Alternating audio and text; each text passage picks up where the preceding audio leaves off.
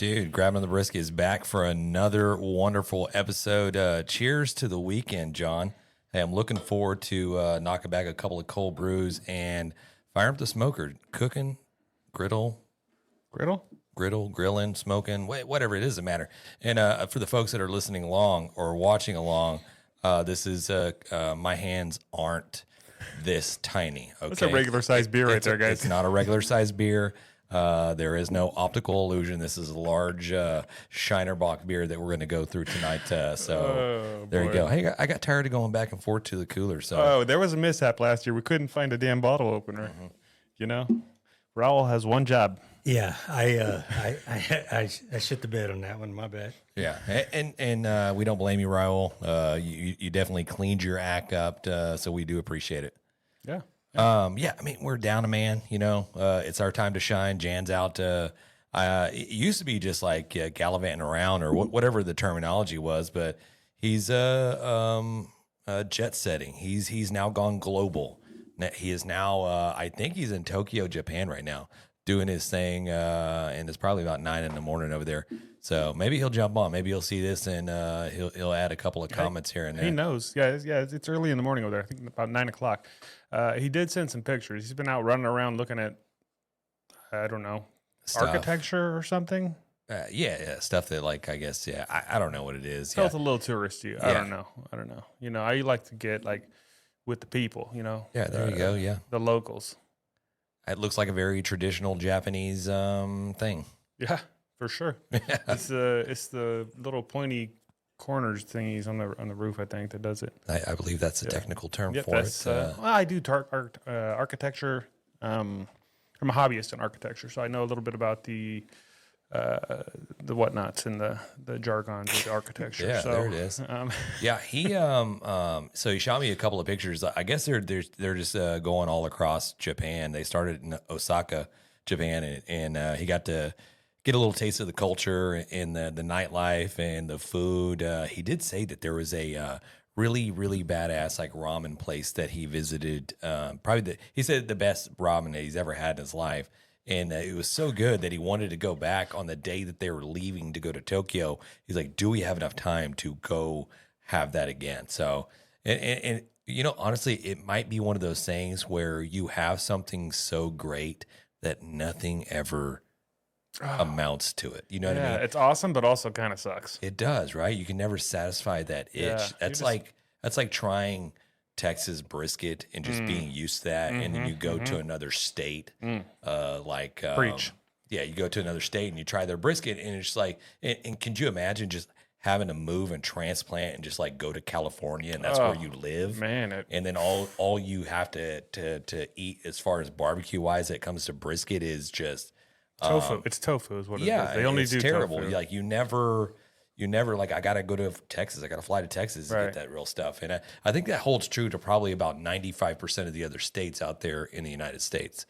I don't think we're not really counting Canada as a state yet. No, but I would imagine their brisket is probably maybe a little bit better in California's. Yeah, they got Mel up there at least. They do. Yeah. Hey, cheers to the freaking weekend, man. You got any plans for cooking? I'm cooking a whole bunch of stuff. I've got some friends coming into town, so I'm doing a brisket, some ribs, some wings, some mac and cheese. I'm doing the whole smorgasbord.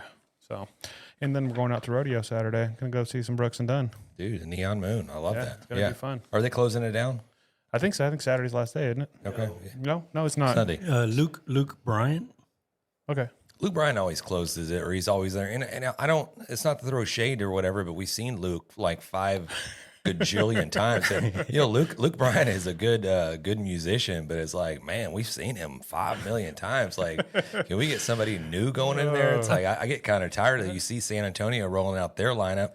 Austin, I saw their lineup, and they had guys like Braxton Keith and all these guys that are new up and coming artists rolling through there. So not to throw shade on the Houston Livestock Show and Rodeo. We love them. You did a little bit though. They've helped me be the man that I am as far as the volunteer with the Houston Livestock Show and Rodeo. Okay. One of these days I'll be up there on that main stage hoisting a trophy like my buddy Carlos with Second to None Barbecue.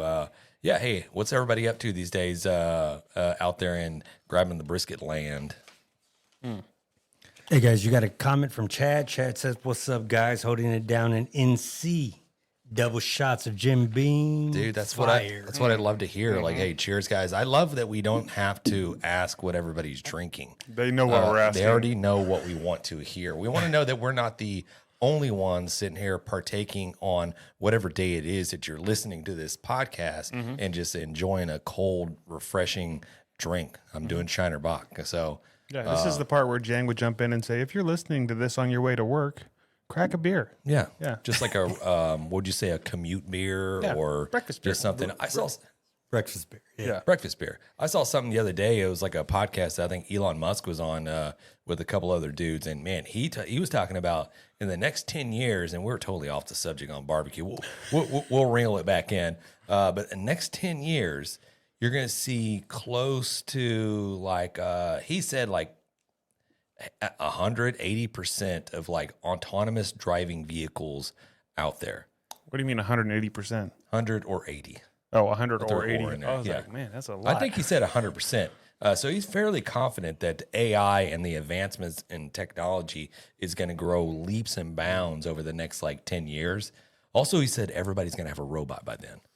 For us uneducated folk, Yeah. what is optometry? What is that word you said? Autonomous. Autonomous. This is basically you type in GPS into your car and you hit start and it drives you to the place you want to go. Self-driving. Self-driving. Yeah. Look, Mom, no hands. Yeah. Speaking of autonomous, I heard you got a new toy coming in this weekend. That sounds weird the way Dude, I said I that. do. Yeah. No, I got hooked up as part of a trial program for Toro doing their Roomba styled mower. And I'm totally not saying that correctly, but it is a mower that will mow your grass by itself. You got to hook it up to the Wi-Fi. You got to grid everything out. But yeah, I have a technician coming over Saturday to help kind of install and lay out the whole grid work to get my lawn cut. So you don't even have to do the hard part of getting it set up. no, the hard part is me going out there and sitting in a lawn chair and just cracking open beer and just like, man, this sucks just having to mow my lawn. And then I get to look over at like other people in my neighborhood just like pushing their mowers and stuff like that. So that's going to be the terrible part of this whole thing. Laura comes out, hey, I need your help. I'm mowing the lawn, woman. Leave me alone. Right. You do see me cooking a brisket and I'm mowing the lawn at the same time. I can't do three things at once. I'm doing my thing. Multitasking. Jan's in the house, so yeah, there he goes. He jump in here. He's not even talking to us. He's talking to Raul. He'll send you a pic. He said, "What's up, fellas?" I was just making sure that he was sending it to the right number.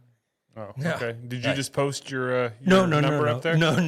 Okay, Raul's number is That's what happened the first time. yeah. He did send a picture though of some steak that he had. Did you see that? I did. It looked looked like he would. He's not giving you the whole picture when he sends some of this stuff, but I did gather from his snaps that he was at like it's like a Benihana style place, and I don't think you call it Benihana style place over there. Nah, it's like it's just like that's probably like a Whataburger that they go to. Jesus, I'm done. I'm done. I'm out of here. I'm just saying that they eat this like this food that it just looks amazing. That hasn't been like cooked yet, right? everywhere. No, yeah, that has not been cooked. Okay. Looks like he's dealing with some type of like Kobe beef. Yeah. With some other stuff. I don't Yeah, know what's on there. if they turned that into ground beef, you know how it's normally like 80-20 or whatever, that would be like 60-40, but like on the fat side. Yeah. That's mostly fat.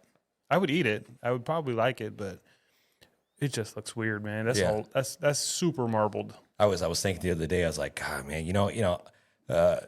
Jan's gonna have fun. Kylie and Keegan over there. I was like, just don't have like an international incident.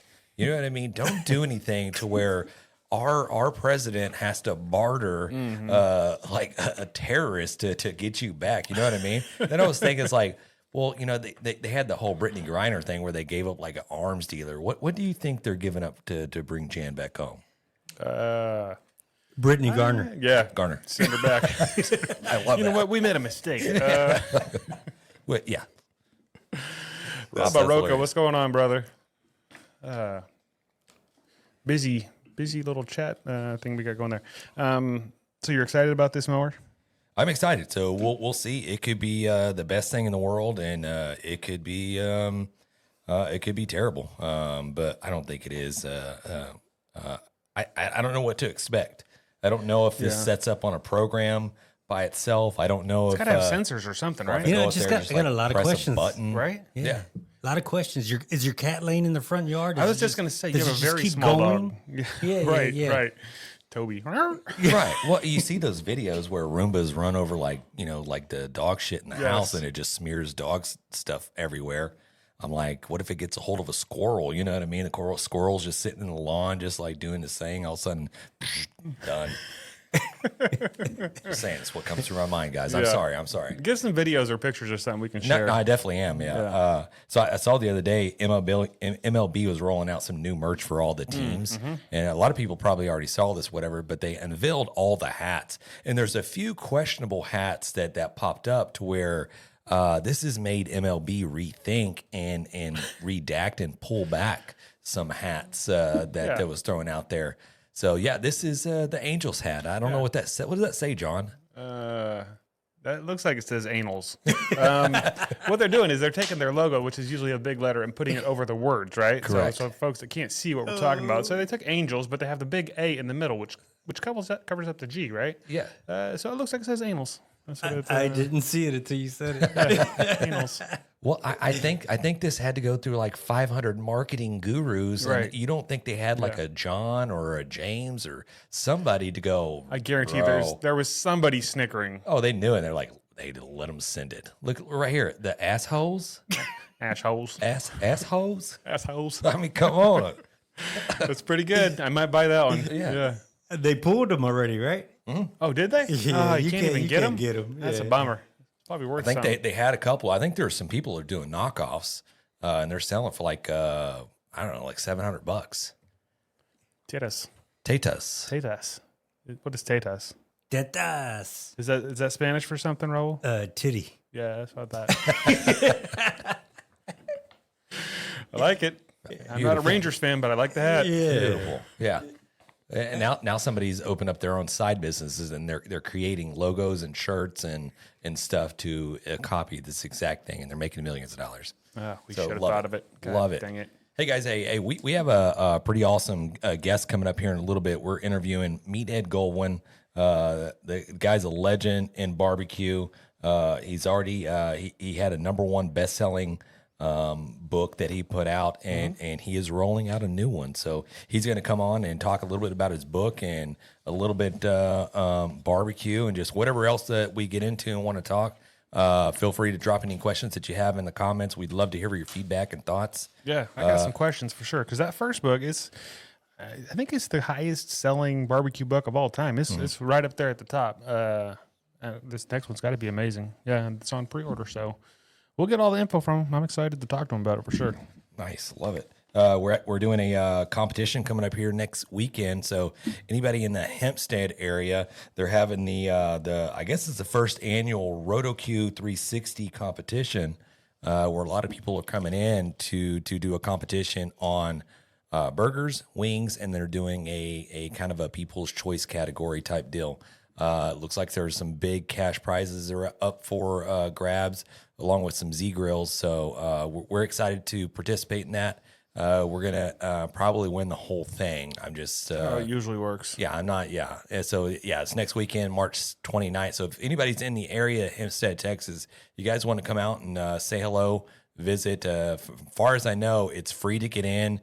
You get free little sample bites. And if you come by the Grabbing the Brisket booth, I don't know, there might be a couple of Coors Lights. I mean, we can't sell anything. We can't, do anything like that. So, but I'm just saying, maybe if you're thirsty and you need like a water or something like that, we can help you out.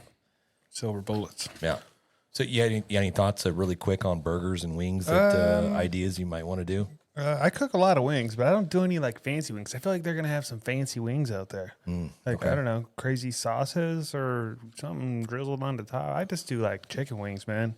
Yeah, we're gonna do. Season them up and go for it. I don't mess around with all that shit. Really awesome chicken wings. What are you thinking about the burger? You gonna do like one of them honey bun burgers, or you gonna do the one with all the guacamole and shit on it? I don't know. I threw it out there in the group chat, and nobody said anything. We may do the El Guapo burger, or we may go with the honey bun burger. Yeah, both fabulous ideas. How about that chef's choice? We're gonna maybe follow up what we did in Austin, or come up with something new. Figure something out. We'll go buy some baked beans somewhere and like beans and weenies. We'll give everybody little scoops of beans. Like, here you go. That sounds amazing. That's exactly what we should do. Is the whole crew going to be there? Yeah, I think so. Yeah. We're gonna shoot for that. Sweet. Yeah, you can come hang out with us if you want to. Oh yeah. Okay. Well, with that, how about we talk about some hot off the grill barbecue news? All right, first one we got is our boy Matt Groark over there, Groark Boys Barbecue. He's putting out a book. His first barbecue book, The Meat Teacher Cookbook, the ultimate backyard barbecue guide for an A+ in pit mastery. Pre-order now. So I know a lot of our listeners are into the cookbooks, which is it's a great episode for you to be listening to because we got the man coming on in just a minute here. But yeah, his cookbook is going to be out May 20th. You can pre-order now. We'll have a link down below for you. I'm excited. I've already pre-ordered mine. Going to be badass. Next up, the SCA World Steak Championship happened. Mm-hmm. We have a new world champion in steak, and it is Karen. Good. Do we have a drum roll sound effect, Raul? Yes, we do. Let me me do that? Okay. Never mind. Karen Cook Wright, which I believe that's Riley Wright's mom, I think. So. She had a perfect score, so she kicked everybody's butt, and she is our new steak champion. Congratulations, Karen. That is very cool. Yeah. I would like to taste one of those perfect steaks, right, just so I know what that tastes like, because every steak that I have, I'm like, damn, this is perfect. I mean, I'm not saying just because I cook. I mean, all you guys, I mean, I've had some terrible steaks, but really good steaks, I've like, this is probably the best steak I've ever had. And maybe because I'm hungry and maybe I've knocked back too many Shiner Lights or Shiner Box or something like that. But yeah, I'd like to taste one of those steaks to see what it tastes like. Are we on plane with that, or is there just a weird, not weird, but a umami type flavor that is just pulling those people in? I don't know, because when we tasted them before, there was definitely a lot of people doing that. Yeah. Is it something illegal? Maybe we need to do a one of those 60-minute investigations to try to figure out what what Karen Cook Wright is there needs to be an steak. Investigation for sure. Let's go about something. I love it. All right, the last thing here, the MBBQA is hosting the live fire experience again out there at Smoke Slam. It was a huge hit last year. They're doing it again. Got Al Fragoni and his team out there. I'm sure a bunch of other folks too. And if Al Fragoni's going to be there and Kel Phelps and Janet are heading it up, it's going to be badass. That's May 13th through the 15th out there at Smoke Slam. If you roll through, tell them we said hey. Very cool. Yeah, that's all I got for the Hot Off the Grill barbecue news. I will add in there real quick, though. Today's episode is brought to you by Chicks at Smoke Spicy Barbecue Seasoning, our favorite versatile seasoning that elevates any dish, from smoked meats to roasted veggies, even popcorn. Whether you're grilling, smoking, or cooking in the kitchen, Chicks at Smoke will kick up the flavor. Chicks at Smoke Spicy Barbecue Seasoning, available at SUCKLEBUSTERS.com or through the link in the episode description. SUCKLEBUSTERS. We should record Jan singing that jingle for when he is. I kind of like making you do it. Yeah. It's kind of fun. Not if I do it, then I got to take it over because it's better. I mean, I'm just saying. Yeah. That's actually probably accurate. We interrupt this program to bring you a news flash. Michael Jackson's ghost seen at a Yankees game. Cinnamon Toast Crunch, now with a shrimp in every bite. Lil Uzi Vert's head diamond has been sold on the dark web. Stories like this and more can be found at the Ever Trending Story, a podcast where we peruse the news and write a fun fictional story for you. Find us wherever you download podcasts and follow us on the socials at Ever Trending Pod, and we are proud members of the Oddpods Media Network. All right. Do you want to let's before we get before we get Meathead, we got Meathead coming in about 9 to 8 minutes. We're gonna crack open this beer review beer. What is it? Beer review beer. They grab them in the brisket. Beer review. I just dropped a bunch of ice in my you lap. might want to knock a little of that ice off, not all over the podcast studio. Raul doesn't mind. He lives to serve. As long as you didn't say service, I'm good.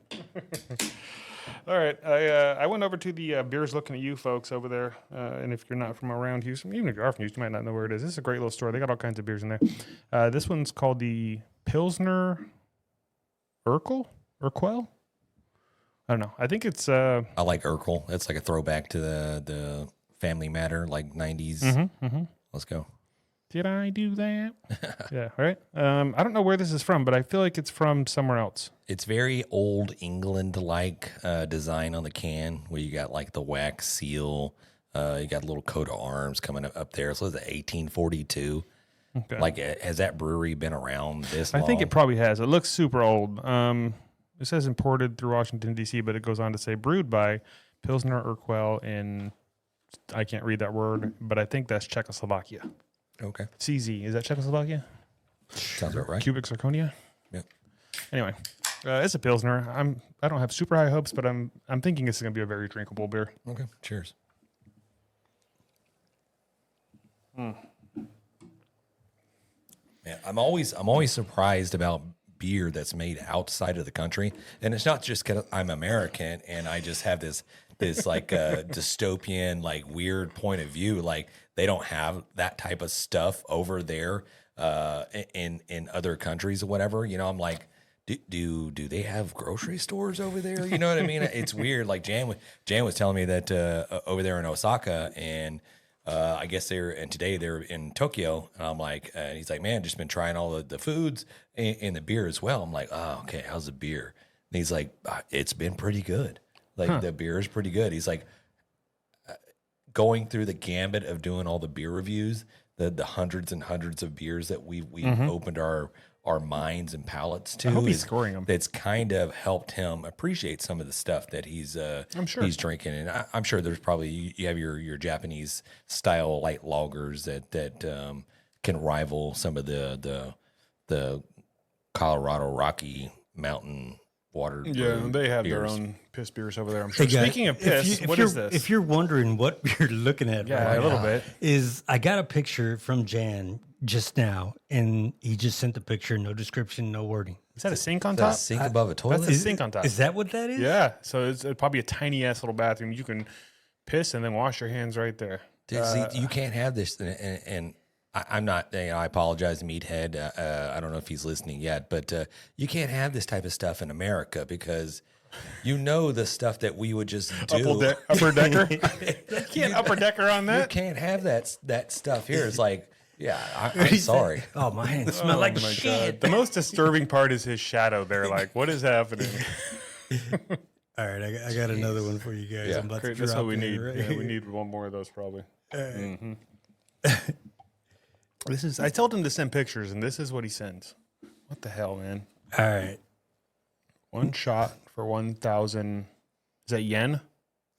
I'm assuming. Okay, yeah. Can you blow this up? Or I is don't this know what as the big hell as that it- No, that's Okay. that's blown up. So that's a snake Oh, is that a inside snake in of there? some type of alcohol. And I remember Keegan telling me about this, his first trip to Japan, where they take shots out of this, and it's like a fermented snake in there. And Is that what we're looking at? yeah, there's a snake down at the bottom of it. That Oh, is, for the folks that are listening along, you can't see the full presentation like watching on YouTube, but this is a big, huge mason jar with a snake down below coiled up. And what they do is they filled it up with some type of liqueur or liquor, and then they let it sit and ferment, and then you pay money to drink it.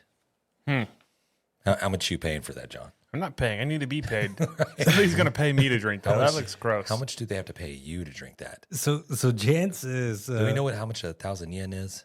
when you flush it, the water runs. I'll do the math real quick on that. Yeah. So when you flush the toilet, okay, yeah. This is making for great podcast material, guys. Yeah, 100%. So if you're not watching this on the YouTube, if you're just listening, I'm sorry, but at some point, pull over and just look at some of these pictures. Yeah, Because I'm sure input Jan gives us. I'm sure Meathead's going to have his input coming in here shortly. Exactly. I know he's world traveled, and I know he's been around it and experienced different cultures and food and stuff like that. So it'll be interesting. I'm sad that Jan's not here to be able to communicate and ask those questions, but we'll get his feedback on 100%. Some of this stuff. I know he would not be a little biatch and not try this, so he's definitely going to give us some feedback on how this went. So 1,000 yen is $6.72 American. Oh, that's not bad. No, $7. $7, yeah. Huh. $7 for a shot of snake. Here's the deal, and we may have laws against this. I expect our hometown bar to maybe get a rattlesnake and maybe soak it in some bourbon. A nice, good, like a solid bourbon. You know what I mean? Something like really good, like maybe some Jack Blanton's. Daniels. Oh, Blanton's. Yeah, Blanton's, or we can go with some Eagle Rare or something like that to put in there to just really to bring out the essence of the snake or whatever. You know what I mean? This is Texas. They're going to soak it in a Shiner Buck. Yeah, let's go, and then we'll grill it. Exactly. I actually didn't. I've seen some folks do the snake thing. It's probably pretty good. I never tried it. Yeah.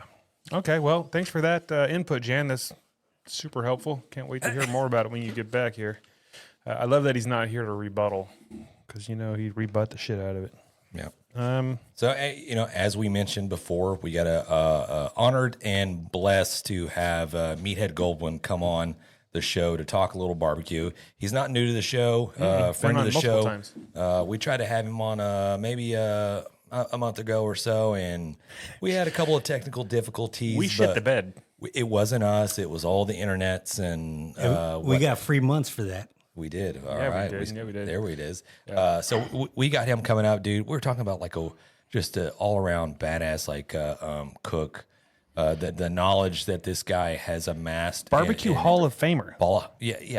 and the knowledge that this guy has just floating around his brain, and he is putting it down on paper for us to be able to consume and learn from this guy. Master of the arts, master of science and barbecue, Photography. All right, that's enough of that shit. Vino. Welcome in, Oh my Meathead. God, the man. Hey, okay, it's pronounced Pilsner Urquell, and it is from Czechoslovakia. And before the boom in microbreweries in this country, when all we had was Schlitz and Budweiser and Old Millwater, Pilsner Urquell was generally considered by beer aficionados the best lager in the country, the best lager in the world. Wow. So it was very highly regarded.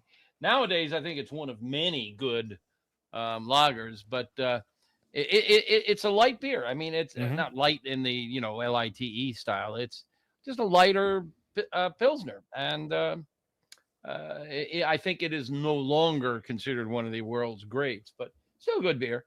I think it's great. It's good. And it's pronounced Urquell, I think. I live in a community that has a lot of Czechs, so. And you were talking about steak competitions. I've judged steak competitions, and they're pretty good.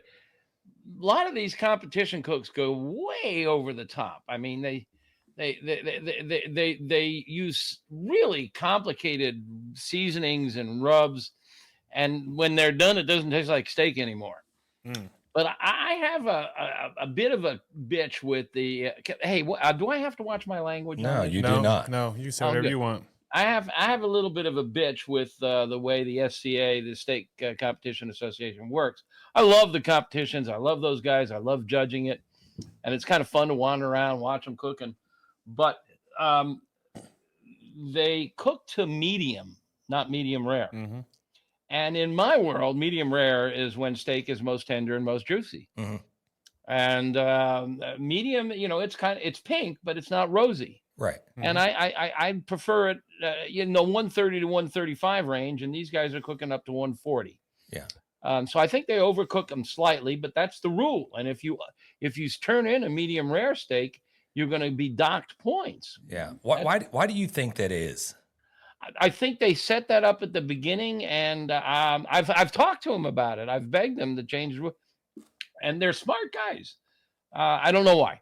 The other thing is they really work hard to get grill marks.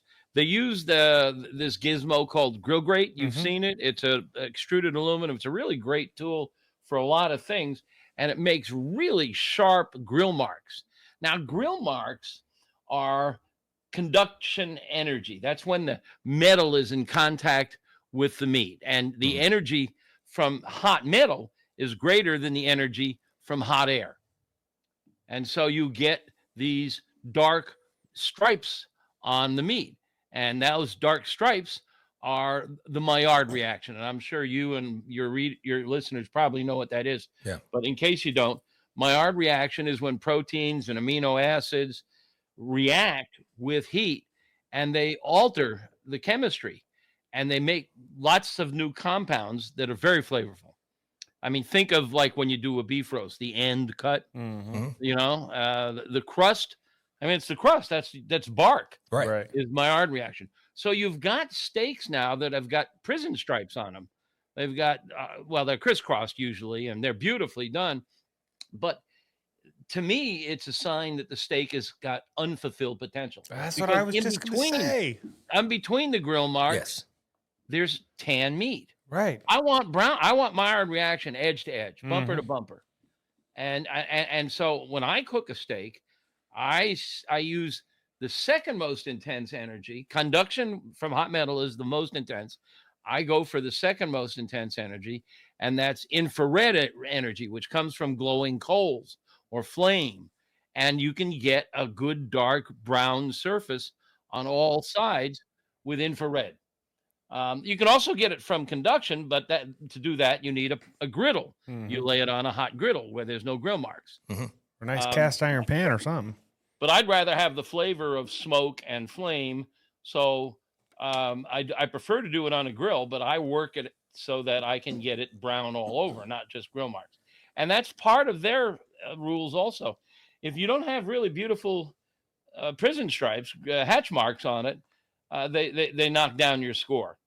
Now, KCBS launched a state competition circuit a couple of years ago, and they said that they want it brown all over, like Meathead says. So I was like, oh, wow. Yeah. I don't know how that competition's gone. I don't know how well it's done, how many of them are out there, but that's more to my taste. So while we're on the subject, let's just slide right into sous videing, because from what I understand, there are a lot of competitors out there that are sous videing their steaks to a certain temperature, and then, like you said, lightly searing with the grill marks. You get those pronounced, just solid lines, but they're beautiful. You're not really developing a whole lot of flavor. As you say, in the Maillard reaction build up or whatever, and maybe you take a little bit away from that by sous videing the whole steak, because everything is cooked perfectly. You can still get it all over sear. I mean, you can throw it on a griddle, you know, lodge and makes it, or a cast iron pan. It's funny you mentioned sous vide. I leave Saturday for a Caribbean cruise. Okay. Where 4 chefs, myself and 3 other chefs, are teaching sous vide. Now, I'm focused on what I call sous vide Q, which is combining the grill and the smoker with sous vide. They're doing straight sous vide. In fact, one of the guys is doing, I've tasted food from all of these guys. They're really good. One of them is superlative at sous vide cocktails. Okay. I'm looking forward to his session. Yeah, you're speaking my love language here. I'm doing 2 sous vide Q, so two sous vide Q dishes, so that's next week. Sous vides, for your listeners who may not know, again, I remember when we first started talking about sous vide 5 years ago or more. Nobody knew what the hell I was talking about. No. It's a technique. When you're grilling or cooking in an oven or a frying pan, the energy is really strong. And if the interior temperature of the meat slowly creeps upward, you know, like at a 45-degree angle. Actually, it's more like a hockey stick. And I write about this in my new book. I will talk about the book, Meathead Method, coming out May 13th. But there's a hockey stick shape. And if you've done a little bit of grilling, you know what that is. It moves slowly upward, and as it starts to get close to finished temperature, it goes up faster. So if you're watching it and it's slowly going up, slowly going up. So you're going to go inside, get a beer or take a pee, and you come back out and it's overdone. Yeah, you overshot your mark. It goes, you overshoot the mark. And it's easy to overshoot the mark on a grill or in a pan or an oven. But so let's say you're going for 130 to 135, medium rare. That's my favorite steak temp. If you aren't careful, you can easily overshoot. And also when you bring it off, if you're among the people who likes to let steaks rest, there's energy stored in the surface of that steak. And it will continue to cook as that energy works its way down to the center. Some of it will bleed off into the air, but some of it will work its way down to the center. And you took it off at, say, 130, but by the time you serve it after a 20-minute rest or a 15-minute rest, it's now 140. Mm-hmm. It's overcooked. So I'm not a believer in resting steaks. I take them off the grill and I get them on the plate as fast as I can. I want the surface hot. I want sizzle. I want people's salivary glands to start cranking away. But in any case, so I'm going to take a steak and I want it at that 130, 135 temp. What sous vide does is you put it in a water bath that is preheated to exactly 130. So the steak will warm up to exactly 130, but it can't go to 131 or 132. So you can never overcook. And the cool thing is you can leave it in the sous vide bath for hours and never overcook and not ruin it. Now, you just can't put the steak in the water because that will pull out flavor. That's why you don't boil ribs. You extract flavor. I told you. So you put it in a plastic bag, like a zipper bag, and you push it down in so it pushes all the air out. And so now the warm water's in touch with the bag, and the bag's in touch with the meat, and so you're not boiling the meat. But when you take it out of the bag, it's just ugly.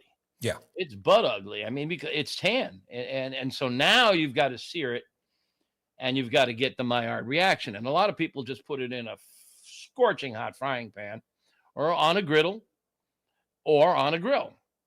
Or one of my favorite techniques is on a charcoal chimney. Okay. If you've got a charcoal chimney, is just like a coffee can that you put charcoal in and it starts the fire. Well, if you pile in charcoals, say a Weber chimney will hold 64 charcoals.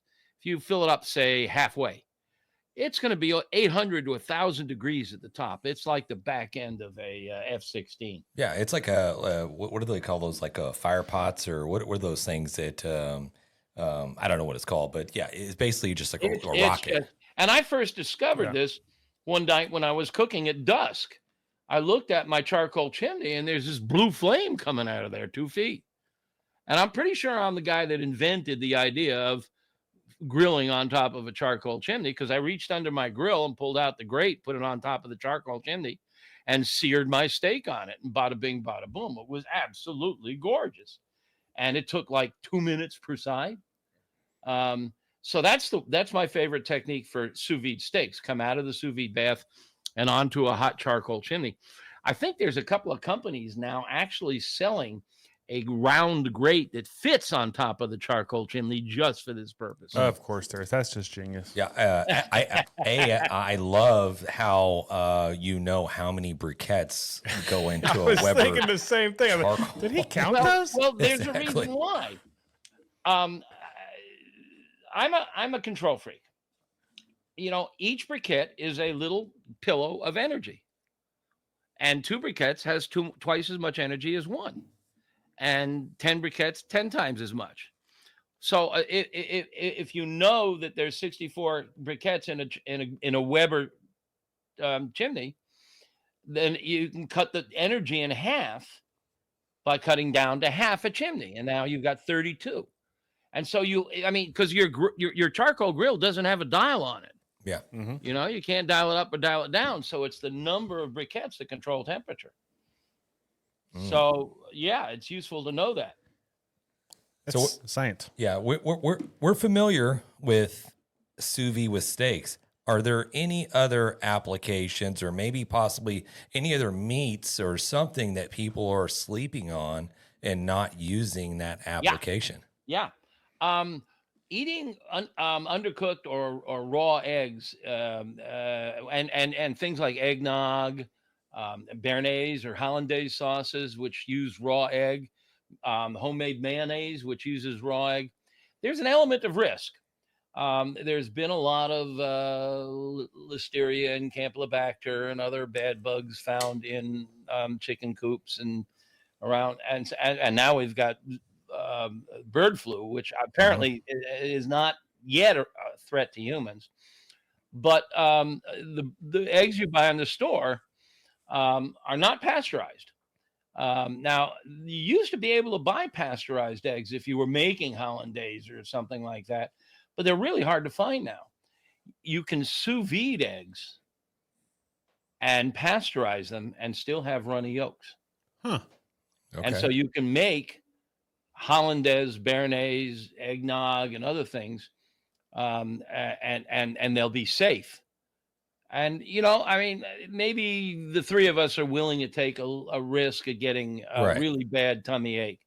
Although they can, some of these bugs will put you in the hospital, and rarely they can kill you. But they're very dangerous for kids and the elderly or the immune compromised, somebody with AIDS or something, or cancer. So you don't want to screw around with that. So you can sous vide an egg and pasteurize it. Very cool. I've got this in my new book also, sous videing eggs. Okay.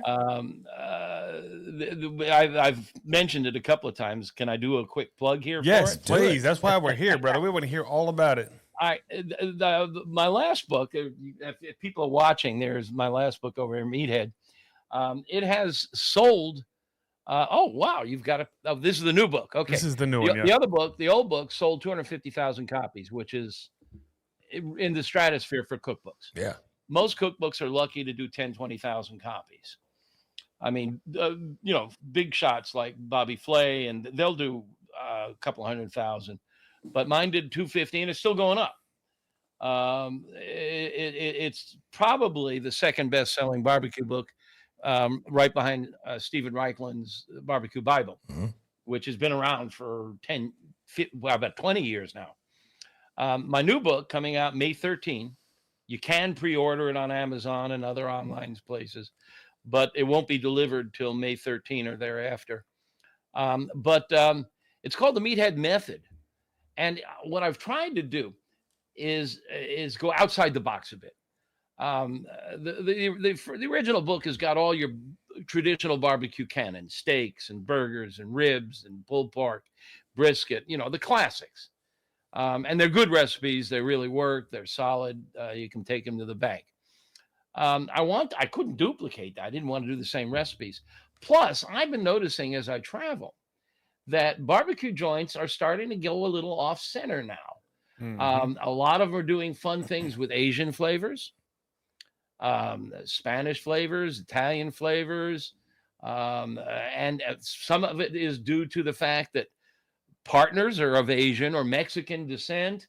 And so they're bringing Mexican flavors in there. You're getting unusual, fascinating, experimental barbecue sauces. And so, in fact, I was at the NBBQA at the National Barbecue Association. You mentioned Kel Phelps, by the way. I'm going to be at Smoke Slam with Kel. He mentioned that. He told me to tell you, hey, and he said, make sure you stay on your best behavior. I will. I promise. But Kel owns the National Barbecue Association, and I did a panel down there where we talked about the future of barbecue. And I think the future of barbecue is a lot of what I got into this book. It's new. I'm using gochujang, Asian flavors, you know, sesame oil and other things. And I've tried to get creative. But since I know people want ribs and brisket and stuff, instead of the backyard recipes, which are in the first book, I've gotten a lot of the top competition cooks to share with me their methods and techniques. So the rib recipe in here is competition ribs. The brisket recipe in here is competition briskets. So if you're thinking about competing, you can start here. Can you drop any names as to who you collaborated with on this? No, I can't. Ah, come on.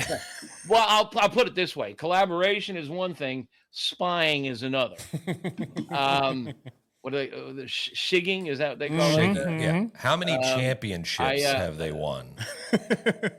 I've done my share, and I they're not all, the secrets aren't all that secret anymore. I mean, Right. Yeah, and there's classes. You can take some classes. I mean, you can. I took a class from Todd Johns a few years ago. I don't know if he's still teaching them, but it was a great insight into the techniques.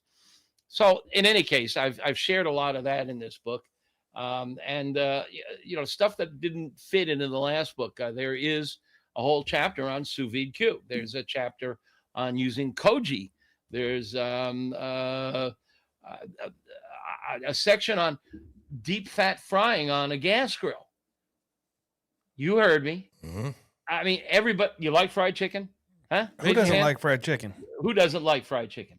But you don't do it at home very often, do you? No. No, because it makes a mess of the kitchen.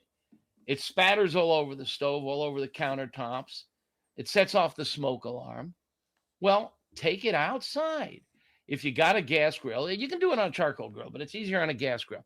You get a Dutch oven with high sides, which capture the spatters, a couple of inches of oil, bring it up to 375. That's your magic number. Dredge your chicken in whatever you want to dredge it in, and pop it in the oil. Close the lid, walk away for a few minutes. When you come back, it's golden. Temp it. It should be right up to where you want it, but if it's a few degrees under, you don't want undercooked chicken. You can take it out of the oil and set it on the grill next to the Dutch oven. There's no heat underneath that. It's a 2-zone setup. Yeah. You got heat under the Dutch oven, no heat on the other side. So you just take it out, and it's going to warm with convection air. 3 types of energy on the grill. Conduction, we talked about that. That's hot metal. Infrared, that's glowing coals and flame. And convection, that's warm air flowing. You set it alongside the Dutch oven, and it just continues to roast gently with convection airflow. And it comes right up to safe temperature, and it doesn't darken the crust. Dude, we're just continually learning from the master here. Let me ask you a question. This is a trend that I saw, and I still see it every once in a while. And this is about deep frying outdoors, whether you're cooking on a griddle or you're using a grill or a gas grill, charcoal. But I've been seeing people use aluminum foil pans as their method to hold the grease and fry their stuff up. What are your thoughts on that particular trend? I'm sure it'll work. You're trying to get the oil up to 375, and aluminum foil pans are not very good insulators. So you'll lose a lot of energy into the air. A Dutch oven, if you've got a Dutch oven, it's cast iron and it's thick. So it gets hot and it holds the heat. Right. And that actually is an important factor. You take, say, a 10-inch Dutch oven and you put 4 chicken thighs in there. And you don't want to crowd the oil. Yeah. They come out of the fridge. You run them through some flour and then egg and back into the flour or breadcrumbs, whatever. You throw it in there. It's coming out of the fridge at 38 degrees or so. It's going to knock the oil temperature way down in a hurry. Mm-hmm. Now it'll come back up, but when you take those guys out, you take the temp and it's way below 375. It's down around 3.25 or so. So you need to let it come back up to temp, and it'll come back up to temp faster in a Dutch oven than it would in a foil pan. I don't know what the melting temperature of a foil pan, but I've seen some where it's probably going along with what you just said as far as the conductivity, as far as like heating that oil up. That you're such a thin metal, and you're trying to conduct heat to be able to have that oil to get hot to temperatures that you're trying to fry with, and they're not getting there, and then they crank up their griddles or they crank up their heat to whatever, and then the foil starts to melt. I mean, you get some really cheap, really thin foil, and all of a sudden your grease is going everywhere. I don't know. I've never seen it. It would probably be hard to melt it. First of all, it won't go above 375. I mean, if that's your oil temp, the oil is going to keep it. I mean, I've seen pictures. I've never tried it. I've seen pictures of people take a plastic bag, fill it with water, and hold it over a campfire, and the water boils because water boils at 212. So that plastic bag doesn't go above 212. Now, I don't know why it doesn't combust on the underside or melt, but in the physics are the water is going to keep it cool, and I would think the oil would keep the aluminum pan cool. And I'm pretty sure I'm not, nothing's new under the sun. I didn't invent deep frying on a gas grill, but I don't think anybody really talked about it until I started preaching it. And man, if you love fried chicken, that's the way to go. I love fried chicken. Fried chicken doesn't love me. It doesn't love me. I love it. Yeah, it makes the section around like the middle section just get like larger. That's fine. Everybody loves that. All right, here's a trick. Now I don't know if you're referring to stall restaurant fried chicken or homemade, but fried chicken doesn't absorb a lot of oil if you do it right and if you keep it at 375. When you put that chicken in the oil, what happens? It bubbles like crazy, right? Mm-hmm. What is in that bubble? That is steam. The chicken is 75% water. It's coming out of the fridge. Your fridge should be between 32 and 38. It shouldn't be over 40. That's a safety issue. So let's say you take it out of the fridge, you put it through the dredge, maybe, a few minutes in room temp, it gets up to 40, 42. 42 degrees going into that oil. That water that's in the chicken, 75% water, starts to boil and steam real fast. Mm-hmm. And that's what's in those bubbles is steam. And so you see a lot of steam coming out. It's doing a pretty good job of keeping oil from getting in. First of all, oil can't get into the chicken anyhow. Chicken is fully saturated with water. There's no room for oil, and oil and water don't mix. Mm-hmm.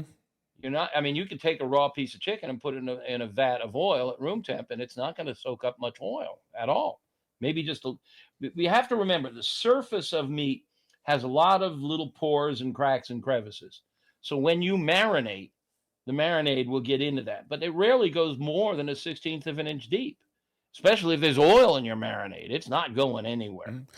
Is that like the brisket guys that cook fat side up so that the fat will render down into the meat? They wish. Yeah. The fat will drizzle off. But it's not getting into the meat. Right, your fat cap on no way, not on this earth, is it getting in there because your meat is 75% water and oil and water don't mix. But and I'm an advocate of getting that fat off. I mean, all of it except maybe at the most 1/4 of an inch. I mean, that fat does taste good. But I have a nice rub, and I put the rub on there.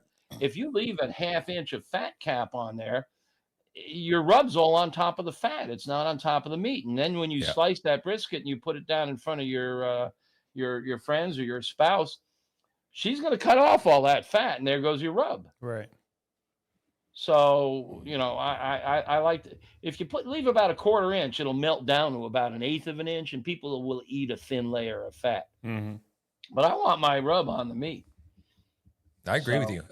So you've busted a lot of myths and a lot of, I guess, trendy type stuff going on throughout the years. Is there anything that possibly maybe you circled back around and go, I wouldn't really write on that? Nope. Okay.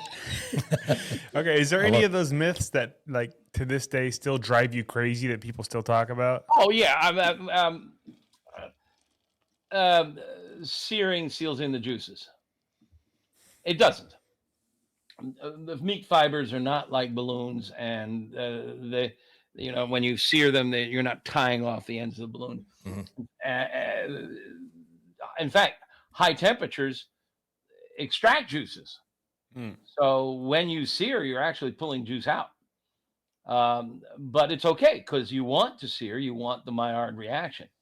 That's a classic. Another classic is soak your wood chips. Mm. And these are all myths that I think much of the barbecue world is adopted. But when I first started saying this, I went on a couple of the barbecue forums and they just chewed me a new one. But do this experiment at home. Take a chunk of wood, take some wood chips, and they tell you that all the barbecue books say soak it for an hour. Mm-hmm. Soak it overnight. Soak it overnight. And then get out your saw and cut it in half. There's no water inside that wood. Mm-mm.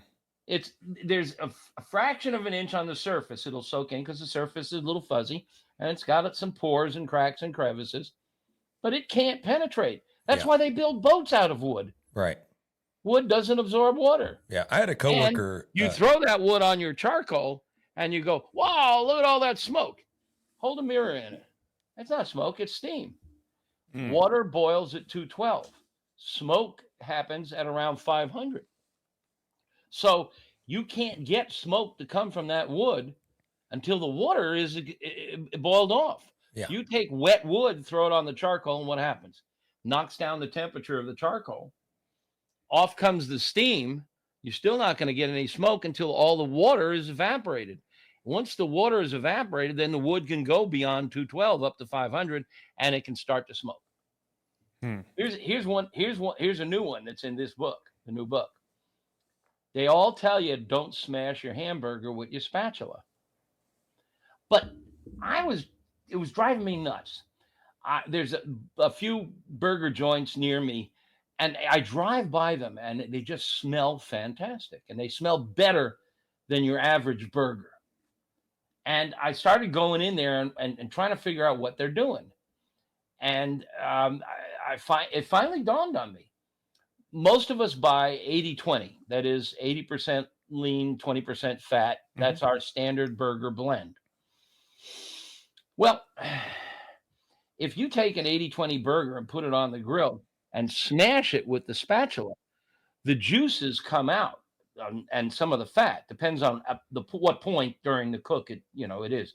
But if it's been on there for a little bit and the fat's starting to render, you smash it, that fat drops down onto the fire, whether it's charcoal or gas, and it incinerates and comes back up and creates beautiful smells and flavors the meat. But if you're doing with 80-20, that hockey puck is going to be kind of dry. So what's the solution? 70-30. Buy your burger meat at 70-30, grill it, and when the surface is starting to brown and the fat's starting to soften, you can smash it with your spatula, get that fat to drip down on the fire and come back up as fumes, flavor the meat, and it won't be overly dry. You'll be knocking it down from 70-30 to 80-20. And you'll have a significantly better burger. I want you guys to try it. I'm going to try that. Yeah, literally every one of you never guys thought of that. I'm going to try it. Yeah, it works. We've seen a lot of this. Well, I guess similar to what you're talking about. Whether you're doing a drum, like drum smoking is really popular nowadays in competition because if you have that diffuser plate either removed or you have holes to where the drippings of that meat are able to drip down into the fire, and as it smokes back up and it comes back, you get that flavor that kind of like imparts itself onto the meat. Smells good for you sure. see a lot of guys that they'll do onions. They'll put onions below their meat, so as the onions caramelize and cook, that flavor just starts. That aroma just surrounds the meat. So this right here is no different. You see some of the, like what you're going to do the demo on a live fire of these meats cooking over live fires and the drippings dripping into the fat and the smells and aromas. When we did the open fire meetup there in Hondo, Texas. Man, you talk about like everything, like my clothes just smelled like I could just eat them because all those flavors just permeated everything. You're like, my whole truck smelled like just like a nice, good seared piece of meat. I was talking about it for a while. Here's a trick. Next time you do a brisket, trim off all that damn fat, throw it in the freezer. Next time you do a steak, take some of that fat and throw it right on the fire, right below the steak. Let Okay. that fat burn. All right. I'm going to do that. Give it some flavor. Yeah. Here's another trick in the book that's fun. We already voted on who likes fried chicken, right? We did. And by the way, you can do other. You can do onion rings. You can do calamari. The whole point is you can deep fat fry on a grill better than you can in the house. And you're not going to set anything on fire. You're not going to knock over a big old Dutch oven. And even if you did, you'd burn up a $500 grill. If you knocked over a Dutch oven indoors, you burn up a $500,000 house. Yep. So it's fine. It's safe. It's easy to do. Now, here's something else. Who likes Chinese food? Raise your hands. Yeah. But we don't cook it very often, do we? Because our oven indoors doesn't get hot enough. I mean, if you've ever been in the kitchen of a Chinese restaurant, they have these massive burners. And that wok that they cook on gets really hot. When you try doing stir fry at home, what often happens is, especially if you've marinated the meat, is the juices all come out. And so instead of stir frying, you're now braising. You're simmering it in liquid. And even if you haven't marinated, just the juices from the meat come out. And the secret to good stir fry is getting that wok really hot. Well, you got a charcoal chimney at home? Get that charcoal chimney 1/2 to 3/4 full with charcoal, bring it up to full temp, set your wok on top. Now you've got a wok burner equivalent to what they have in your neighborhood Chinese restaurant. And from there on, it's all Chinese restaurant technique. You got to do all your mise en place. You got to have everything chopped up and on a platter and lined up in order and ready, because it moves fast. You know? But you can do really great Chinese food on top of a charcoal chimney with a good wok. Yes. You want a carbon steel wok, and they're inexpensive.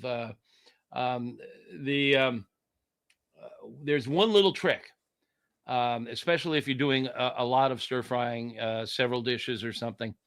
The wok sitting on top of the chimney, the air intake holes for the chimney are down low.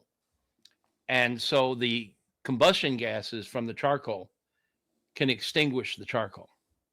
It can smother it because you've got a wok sitting on top. That's a lid. So what you need to do is drill a few holes in the top of your charcoal chimney. It won't affect its value for other things. Okay. But now you can get airflow into the charcoal chimney from above, giving air to the charcoal. Or what I did is I just got a pair of tin snips and cut a V shape in the lip of the charcoal chimney. But you want to aerate the charcoal. It's pretty You smart. don't want to allow the wok to smother the charcoal. I feel like you've thought about some of this stuff before. Well, it's my job. And it's great fun, I mean, I love to cook, I love to eat, and I love to teach. Oh, it sounds like you're freaking awesome at all of those things. So Our next steak competition, we're just bringing nothing but charcoal chimney starters and grill grates and brisket trimmings. and brisket trimmings. Yes, There you go. Yeah. I would try. I'm surprised. I've never seen anybody do that. we're gonna try that. Yeah, I saw. I've been seeing really quick. I've been seeing a trend. So beef tallow has always been kind of popular over the last couple of years. I was going to say, not always, just recently. For recently, yeah. For me, people were using beef tallow for all the wrong reasons, but I don't want to get into that because I think just smearing oil all over your brisket, I don't think that really is just flavoring and keeping your brisket moist. But I love beef tallow, and I love the idea that now they're coming back. I guess with the understanding, and you have certain people bringing the science and saying beef tallow is actually better for you frying stuff in than per se some of the seed oils that they're producing nowadays. And you're seeing a lot of like restaurants maybe possibly going back and reverting back to what they used to do. Like I'm seeing like Steak Shack, I'm seeing like Popeyes, I'm seeing several other places that now they're only just frying in just 100% beef tallow. Yeah, it's a new trend. Now you all know, and if people don't know me out there, perhaps if they've listened here, they know that I'm interested in the science, and that I have some interest and some knowledge of science and physics and chemistry. You will not find anything in any of my books or anywhere on my website, which I haven't mentioned by name yet, AmazingRibs.com. There it is. Great website. You'll find nothing about health there. I never say this is healthy or this is not, because I don't know. Right. I don't think anybody knows. I don't think the dietitians know. I don't think the doctors know. I think there's a lot of speculation, but it comes down to the way they do the research. Now, I can do research on physics and chemistry, and it's pretty easy to set up controls and come away with a conclusion. But there's no way for me to tell if people who eat who do all their frying in beef tallow versus people who do it in olive oil or do it in seed oils. There's this huge, I mean, I hang out on social media trying to promote myself and my businesses. And that's, seed oil has all of a sudden become poisonous. Oh, yeah. And beef tallow has all of a sudden become the magic elixir. And you're right. Some restaurants now are switching back to beef tallow because it's trendy. I don't believe anyone has proven, and I'm sure I'm looking at your screen here, and there's people, but I can't see their comments. I wouldn't be surprised if 4 or 5 of them are commenting, "You're fucking nuts, Meathead. Everybody knows beef tallow is better." No, they don't. One of the reasons we don't know, and I can't get into great depth on this, but the way they do research on diet primarily is they take a group of people and they split them in half and they ask them to keep a diary of everything they eat. And then they look at the diary and then they count the dead bodies or the people who've had heart attacks or the people who've gotten diabetes. And it's useful information. But it's one of these classic cases of correlation is not causation.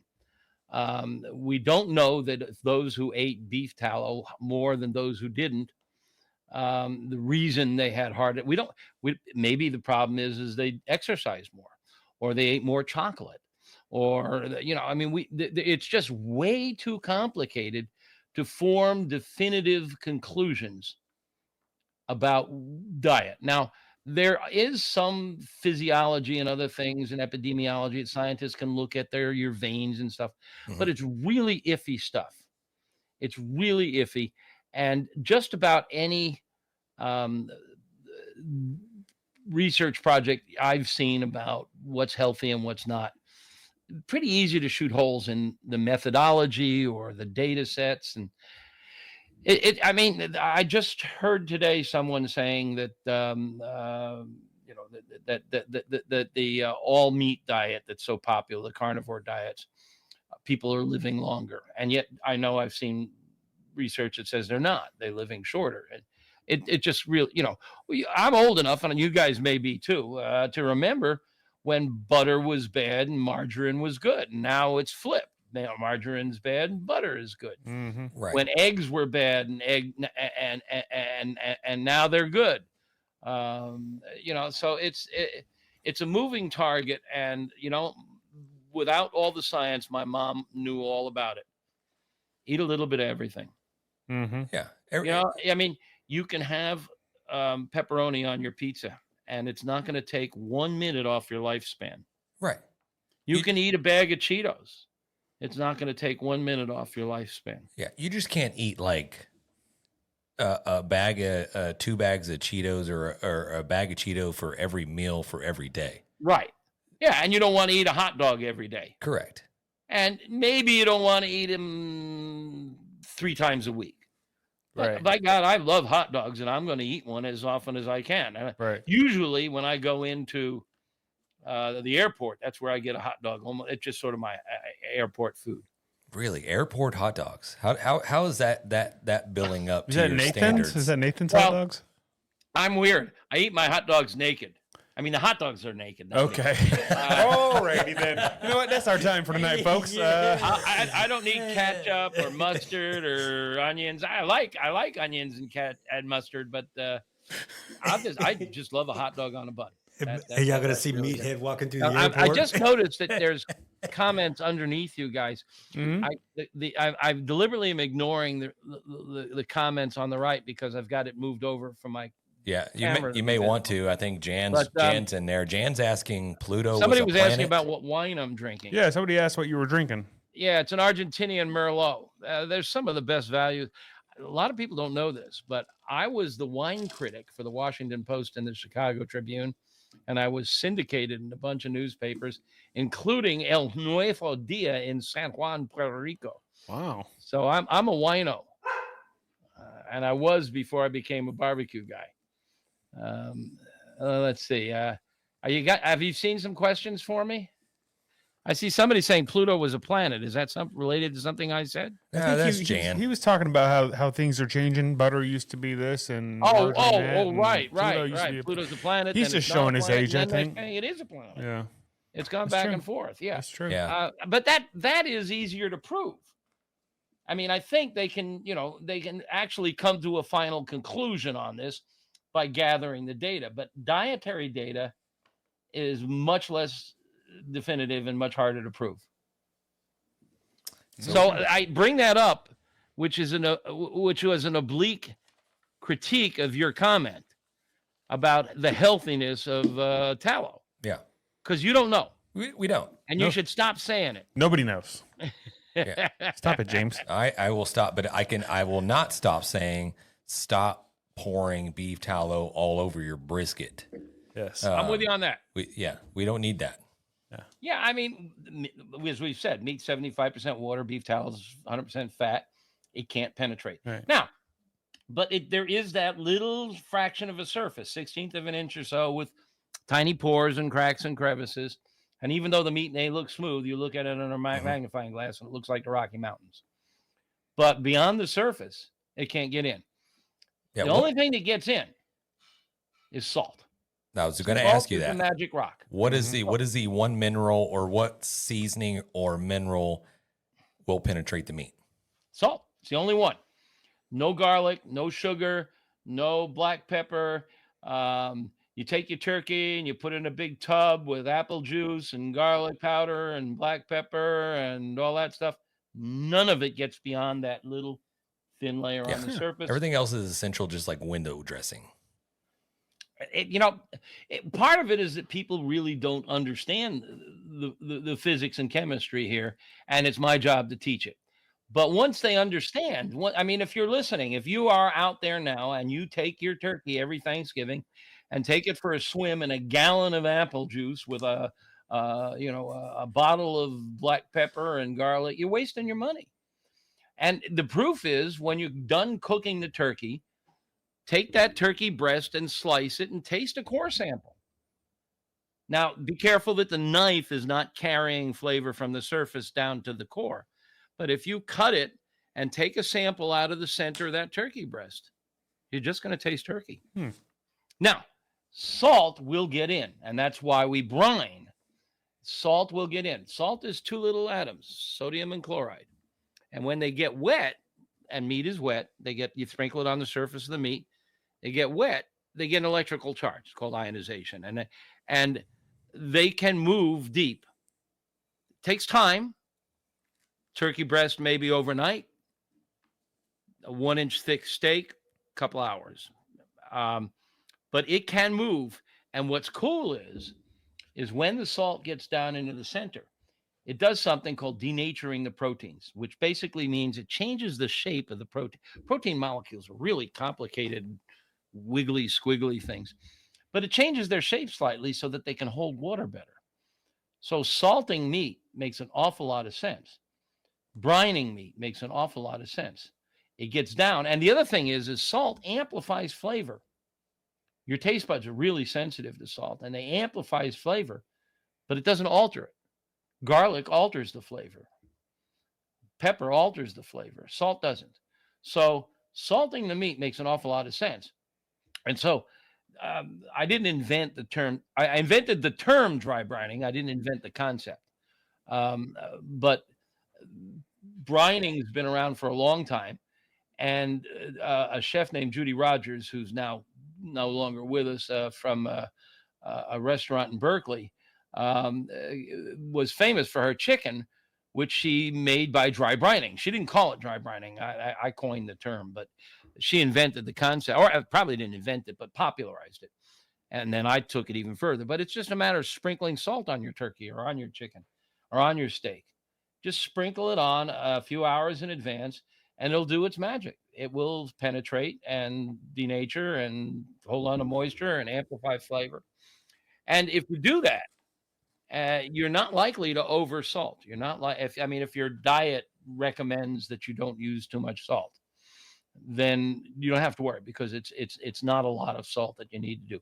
I use Morton coarse kosher salt on everything. I just felt it made sense as a teacher to standardize on one kind of salt. Mm-hmm. Occasionally I use some Malden salt, which is a big flaky salt, on table side. Right. But in cooking, it's just pure Morton coarse kosher salt. And so all my recipes have the same basic salt. And one of the reasons is it's pretty easy to sprinkle with your fingers. And there are minimal additives. Just settle on one salt for all your cooking needs. That's like Salt Bay. Yeah, have you seen the guy, the social media dude? Yeah, the Salt Bay. He kind of we're gonna say it's like made a show of throwing the salt. Meat Bay, where it's Meat Bay just sprinkling the salt all over it. I love it. That's beautiful. We did get a comment. Somebody's like, I can listen to Meathead like all day long. Oh God! And honestly, wait a minute, my wife's in the next room. Let me get her in here. Right, yeah, I think that was Johnny Maggs over there, Pit Life Barbecue Podcast. He's a big fan.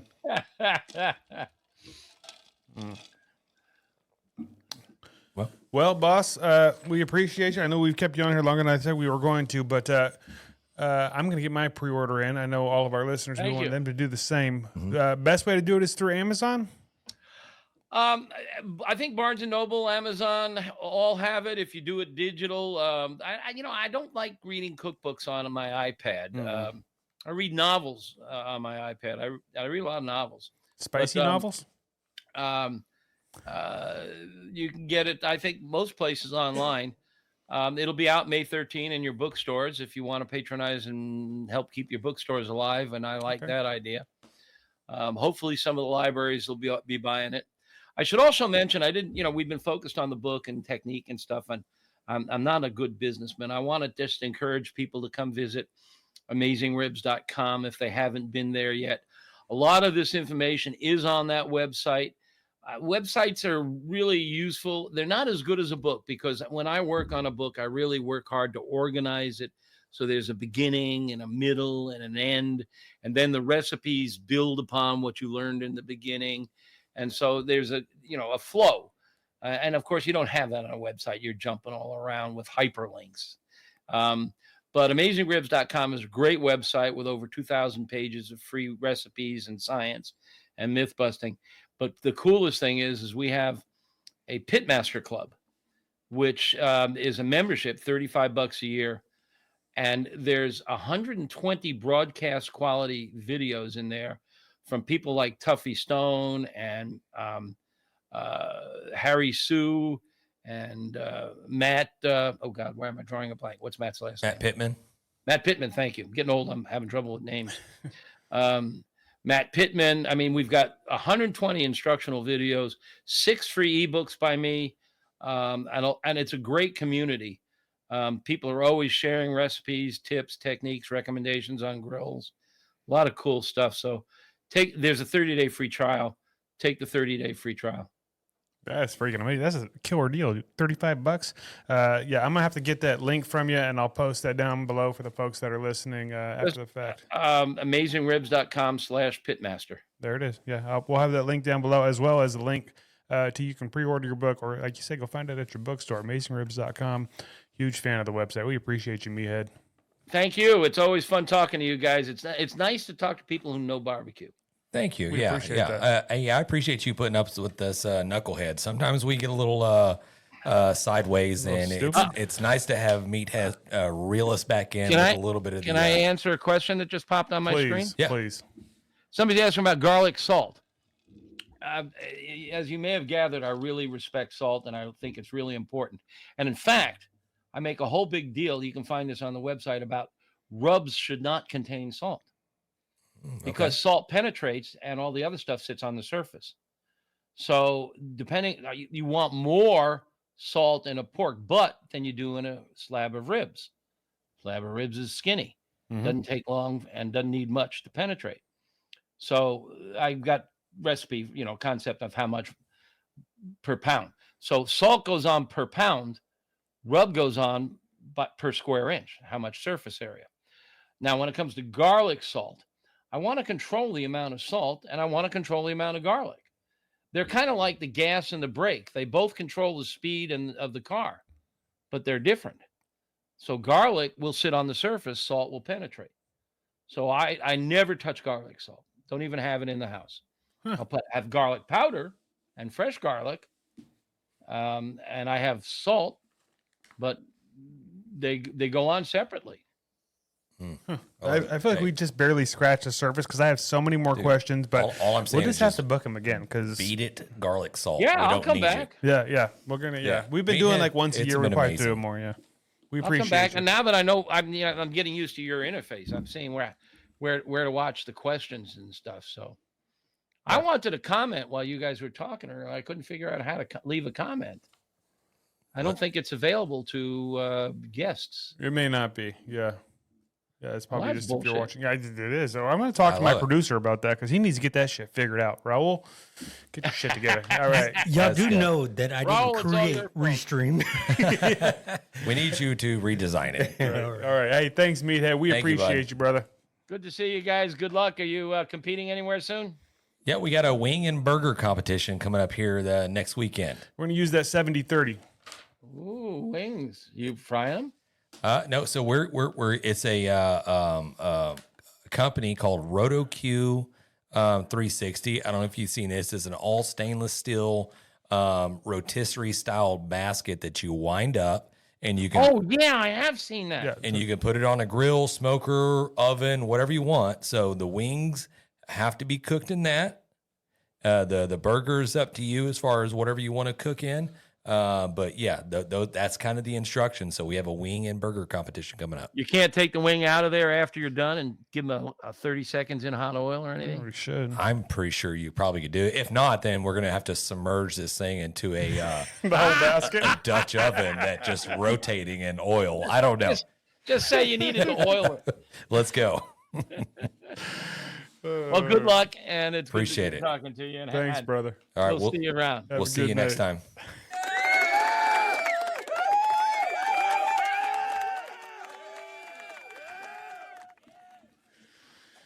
That's awesome. So we may have we may have to test the limits of this RotoQ. We cannot submerge it in hot oil. I don't know. I'm gonna get the instructional instructions on it to see if it says you can't do it. Well, okay. I guess we could try it. Right. It's just like a small little bed of oil that as it turns, it just like Oh, that's not a bad idea. it dips right into Just the barely frying dips in it? oil and just. I don't know. That's kind of genius. Yeah, I don't know. That I'd might probably make a just, good video. I'd probably just like let the cat out of the bag. And Yeah. everybody's going to like. All right. They're probably going to do this and probably like burn down every grill or something that they're using. Or that they Listeners, have. don't tell anybody. Yeah. It's a secret. Dude, Grabbing the Brisket podcast. Hey, we appreciate you guys tuning in and watching this episode with Meathead Goldwyn. He's got the new book coming out. We're going to have all the links, places that you can go to check it out.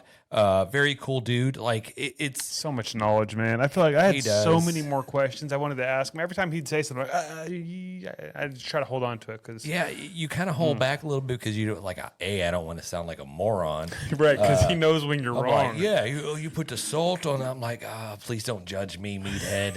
But I'll tell everybody out there that's listening right now, and I'm not trying to yell or anything. I'll tell everybody out there right now that when I first started getting into barbecue, AmazingRibs.com was the first website that I found that actually gave you kind of like the the science breakdown on why you do what, and the pictures and the videos and stuff that you can just visually see it, and you go, okay, I understand this, I comprehend this. That's how I learned how to do the 3-2-1 method on doing ribs. That's how I learned how to do cooking like brisket, cooking pretty much anything and everything in the barbecue realm. That's where I was like, okay, I heard this guy talking about this right here. Let me search it up on AmazingRibs.com. Lo and behold, Meathead has a article about it, and so I go through it all. There's an article about dry brining your steak versus actually it's like salting your steak. How long do you let the salt stay on your steak? Because there is a scientific method, like he was talking about, like the denaturization of the meat. So you can salt your meat and let it sit for a couple of minutes and then cook now, but you run into a window that you have to let that steak sit and let it go to work as it pulls the moisture out of the meat, so to speak, as the salt dissolves. And then all of a sudden it gets pulled back into the meat and you start getting that flavorful type stuff. I wouldn't have known any of this stuff if it wasn't for AmazingRibs.com. So if you're out there, go check out the website, hit all the links, check out his new cookbook, check out the old one. Man, super awesome. Yeah, the old book is amazing too. It's a lot of that stuff you're talking about, all the sciences about why meat acts the way it does next to fire. Anyway, hey, you want to talk about this beer a little bit? Let's do it. Yeah, I really freaking enjoyed this beer more than I thought I was going to. Pilsner Urquell. So, it's been a great beer. I wish it was a little bit higher in the alcohol content, but we're coming in with the faux foes. Faux, I'm tipping. Yeah. Did I say that right? Yeah, That's pretty good. Hey, good. Yeah. Ounce-wise, they're coming in with the 16.9 ounces. I don't know if this is some type of metric conversion from European, what is that? I think it's like it's a pint, right? It's like imperial measurement. It's 500 milliliters, so it's a half a liter. Okay, right? Perfect. Anyway, yeah, I think it's really good. It kind of reminds me of like an Oktoberfest beer or something. A little bit. I was not mad about this. This is exciting. I finished it. Let's finish mine too. I want to let you do your score first. I have mine in my head, but I want to see where you go with this thing. Okay, I'm going to go a solid, probably just a 8.3. Okay. Very solid beer. I'm above you. I'm going to say a 9.4. I really enjoyed this beer. Okay. Yeah, and I'll definitely drink it again. It's very good. That's a grab and a brisket.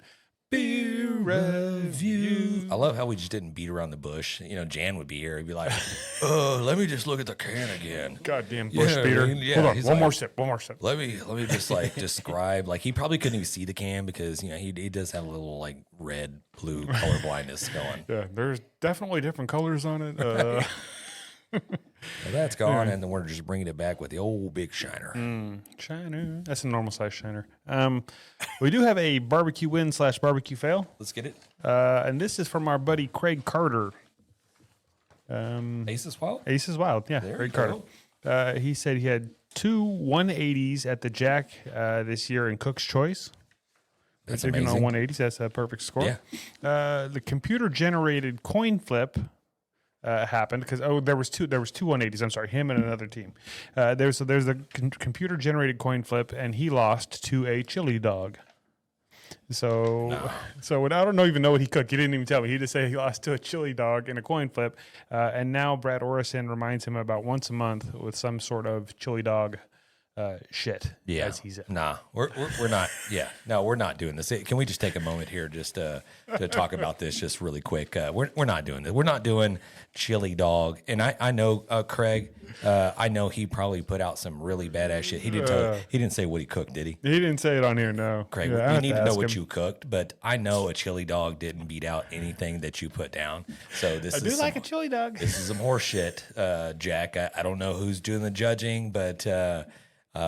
You're just opening up all type of like windows of okay, now I'm throwing down Pop-Tarts. Now I'm throwing down just weird Tostino pizza rolls against chef-made badass chef kiss type stuff. So you think the chili dog had beans in it? Of course it had beans in it. They're probably like tried to marry some Chicago style dog with a. Oh man! They probably had like a what is it, like the tomatoes and like the pickle pickles and shit. Man, it's terrible. Like, I'm sorry, Craig, they did you that way. Right. We're gonna need some clarification. We're probably gonna need somebody from the Jack to respond immediately on this travesty because I think he was robbed. Yeah, congrats on the 180. You were a winner there. You're a loser for losing to a chili dog, but you are also a winner because you win some. Sucklebusters. Everybody wants some Sucklebusters. All right. Hey, great job. That was really good. Yeah. So send us whatever rub you want, Sucklebusters. Let us know, Craig, and we will send it to you. Mm-hmm. And anybody else that wants to send in their barbecue fail, their barbecue stories, any of those sort of things, you can do that. Our email is info@grabeminthebrisket.com. Just let us know whatever it is. We'll share it.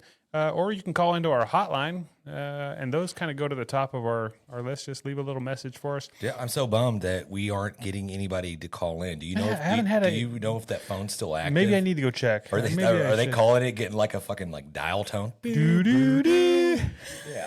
Maybe. You know that's happening because we haven't got a voicemail in like freaking like 2 years. No, well, maybe. I'll check. 434-829-2299.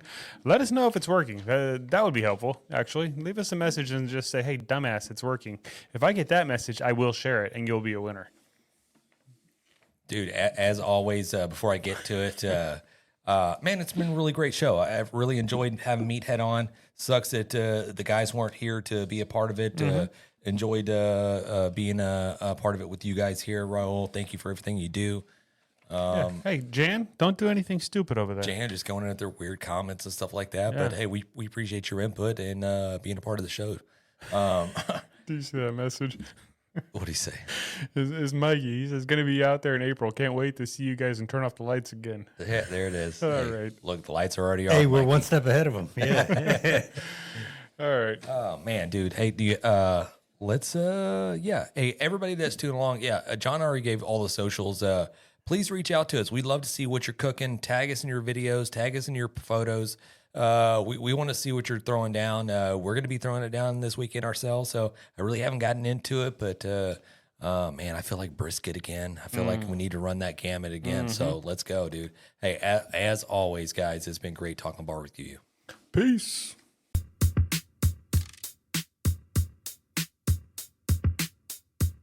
As we close out, big thanks to SmokerBuilder.com and the MBBQA for their unwavering support. Absolutely. And cheers to Barbecue News Magazine, Sucklebusters, and Dow Strong Knives for their contributions. And you know Yeti always has our back, and Cooling Nation ensures our drinks stay perfectly cold. Lastly, props to Cambro Manufacturing and, of course, the Spicy Nut, the Chicks of Smoke Seasoning. Thanks to all for powering this show. Until next time, keep smoking.